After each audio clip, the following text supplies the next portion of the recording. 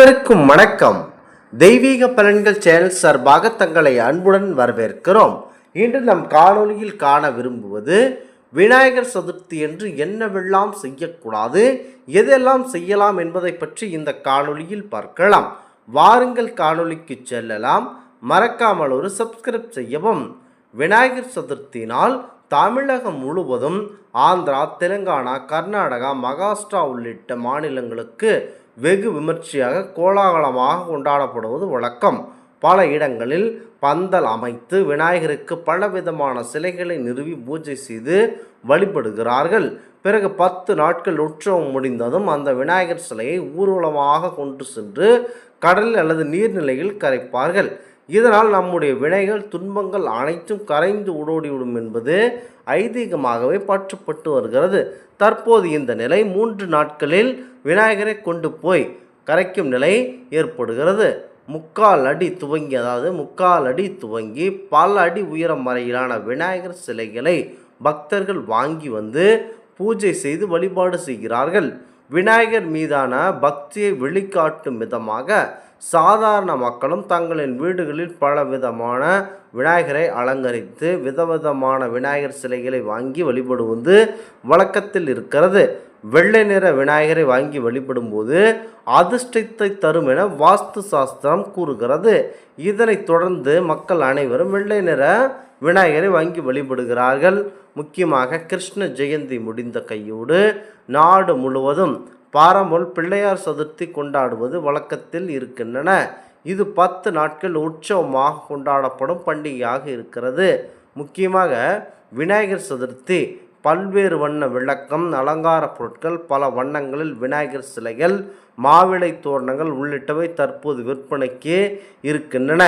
என்னதான் கோவில்களிலும் பொது இடங்களிலும் பாரம்பரிய விநாயகர் சிலை நிறுவப்பட்டு பூஜைகள் நடத்தப்பட்டாலும் அனைவரும் வீடுகளிலும் விநாயகர் சிலைகள் வாங்கி வந்து வழிபடுவதுதான் வழக்கத்தில் இருக்கும். அப்படி விநாயகர் சிலையை வீட்டில் வைத்து வழிபடுபவர்கள் என்ன செய்ய வேண்டும், என்னவெல்லாம் செய்யக்கூடாது என்பதை பற்றி வாருங்கள் பார்க்கலாம். வீடுகளில் விநாயகர் சிலைகளை வைத்து வழிபடுபவர்கள் சிலர் கடைகளில் வாங்கி வந்த சிலைகளை வைத்தும், இன்னும் சிலர் தாங்களே செய்து வைத்த விநாயகர் சிலைகளை வைத்தும் வழிபாடு செய்கிறார்கள். ஆனால் எந்த சிலையை வைத்து வழிபட்டாலும் அன்றைய தினம் விநாயகப் பெருமான் கண்டிப்பாக தலையில் கிரீடம், குடை வைக்க வேண்டும். தலையில் கிரீடமோ குடையோ இல்லாமல் விநாயகர் விக்கிரகமானது முழுமை பெறாது என்பது இந்த இடத்தில் பார்த்து கொள்ளுங்கள். இவை எவ்வாறு கிரீடம் வைத்து வழிபடுவதால் அதிர்ஷ்டம், நன்மைகள் வந்து சேர்கின்றன. கடையில் வாங்கிய விநாயகர் சிலையாக இருந்தாலும் சரி, வீட்டில் செய்த விநாயகர் சிலையாக இருந்தாலும் சரி, விநாயகருக்கு அமர்ந்த நிலையில் இருக்கும் சிலையை பிரதிஷ்டை செய்து வழிபாடு செய்வது சிறப்பான பலன்களை உங்களுக்கு தருகிறது. சிலையில் விநாயகருடன் அவரது வாகனமான மூசிகமாகவும் அவருக்கு மிகவும் விருப்பமான மோதகமும் கண்டிப்பாக இடம்பெற வேண்டும். இதனால் வீட்டில் நல்ல ஒரு எனர்ஜி நிறைந்திருக்கும். விநாயகர் சிலைக்கு சிவப்பு நிற ஆடை அணிவித்து விநாயகர் பெருமானை வீட்டிற்கு வரவேற்க வேண்டும் என்பது முக்கியம். விநாயகர் சிலையை வீட்டின் கிழக்கு, மேற்கு அல்லது வடகிழக்கு திசைகளில் மட்டுமே நீங்கள் நிறுவ வேண்டும். பலவிதமான பாடல்கள் பாடி மணி ஓசை எழுப்பி உற்சாகமாக திருவிழா கொண்டாட்டத்துடன் விநாயகர் பெருமானை நம்முடைய வீட்டிற்கு கண்டிப்பாக வரவேற்க வேண்டும். விநாயகர் சிலையை ஸ்தாபனம் செய்த பிறகு 3, 5, 7, 10, 11 என்ற எண்ணிக்கையிலான தினங்கள் அடிப்படையிலேயே நீர்நிலைகளுக்கு கொண்டு போய் சேர்க்க வேண்டும். இது என்னால் வெற்றி இலக்காகும். முக்கியமாக என்னவெல்லாம் செய்யக்கூடாது என்றால், வீட்டில் ஸ்தாபனம் செய்யும் விநாயகரின் துதிக்கை வலதுபுறம் திரும்பியவாறு கண்டிப்பாக இருக்கக்கூடாது. அது வீட்டில் பிரச்சனைகளை கிளப்பிவிடும். அதனால் விநாயகரின் துதிக்கை இடது பக்கம் திரும்பி இருக்கும்படி பார்த்து கொள்ள வேண்டும். இதனால் வெற்றி மற்றும் நன்மைகள் பெருகும். விநாயகர் சிலையை வீட்டில் இருக்கும் அனைத்து தினங்களிலும் அவரை கவனிக்காமல் விட்டுவிடக்கூடாது. தினமும் ஏதாவது நைவேத்தியம் வைத்து வழிபட வேண்டும். மக்களுக்கும் உங்களால் முடிந்த அன்னதானத்தை தாராளமாக செய்ய வேண்டும். விநாயகர் சிலையை தனியாக வைக்கக்கூடாது.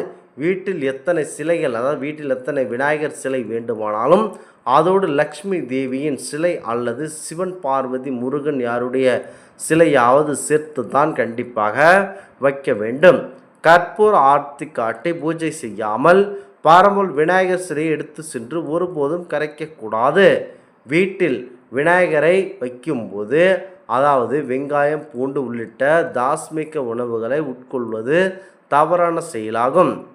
சாத்வீக உணவுகளை தவிர்த்து விநாயகருக்கு கண்டிப்பாக படைக்க வேண்டும். முக்கியமாக இது எல்லாம் நினைவில் வைத்துக்கொண்டு விநாயகர் பெருமான் அதாவது விநாயகர் சதுர்த்தியை தாராளமாக கொண்டாடி மகிழ்ச்சி அடையுங்கள். நாங்கள் கூறிய என்னவெல்லாம் செய்யலாம் என்னவெல்லாம் செய்யக்கூடாது என்பதை பற்றி கண்டிப்பாக மனதில் வைத்துக்கொண்டு இவ்வாறு பரம்பொருள் விநாயகர் பெருமான் சதுர்த்தியை கொண்டாடி மகிழுங்கள். மீண்டும் ஒரு நல்லதொரு காணொளியில் உங்களை சந்திக்கிறோம். நன்றி, வணக்கம்.